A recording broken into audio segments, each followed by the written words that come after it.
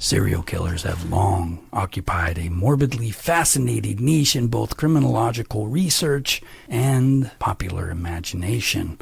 By definition, a serial killer is typically an individual who commits a series of at least 3 murders in separate events, usually with a psychological cooling-off period between crimes. This distinguishes serial murder from mass murder, multiple victims in one event, or spree killing, multiple murders in a short, continuous sequence. Classic profiles drawn from FBI case studies and academic research have sketched an image of the typical serial killer as a white male in his mid-20s to 30 who is mobile, intelligent, and driven deeply by ingrained psychological urges. Indeed, early FBI behavioral science unit data suggests most serial killers are charismatic and capable of blending into society, often appearing harmless or even friendly to those around them. Their crimes tend to involve direct contact methods, strangulation, stabbing, reflecting an intimate obsession with power and domination over the victim.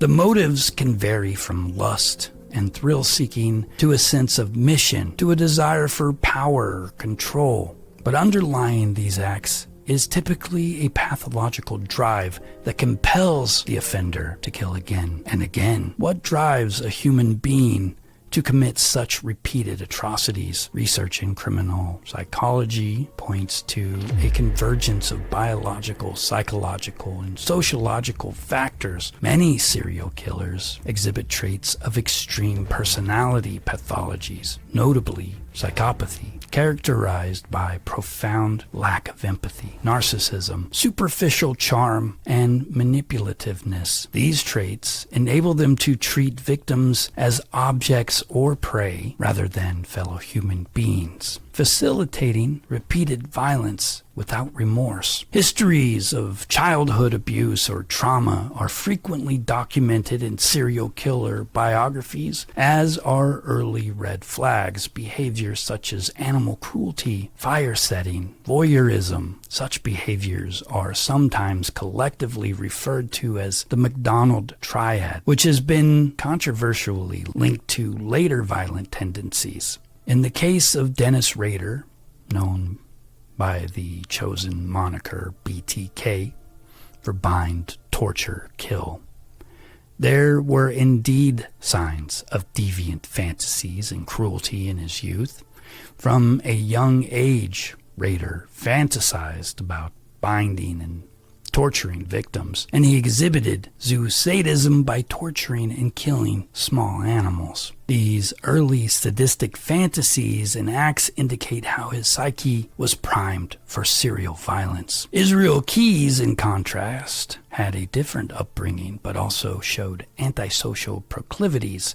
Raised in an isolated environment by fundamentalist parents, he developed an interest in guns and reportedly admitted to killing animals in his teen years, displaying an emerging appetite for destruction. The details of Keyes' adolescence are less documented, but investigators noted his lack of empathy and thrill-seeking from early adulthood. Culturally, the archetype of the serial killer has been shaped by notorious cases that capture media attention. Figures like Ted Bundy or Jeffrey Dahmer have helped solidify an image of cunning predators leading double lives. Bundy was the educated, charming sociopath. Dahmer, the disturbed, competitive murderer driven by bizarre fantasies. These narratives emphasize that serial killers often outwardly appear normal or even banal in everyday life, belying the savagery of their crimes. As author Richard Gray observed, monstrous acts do not necessarily proceed from monsters.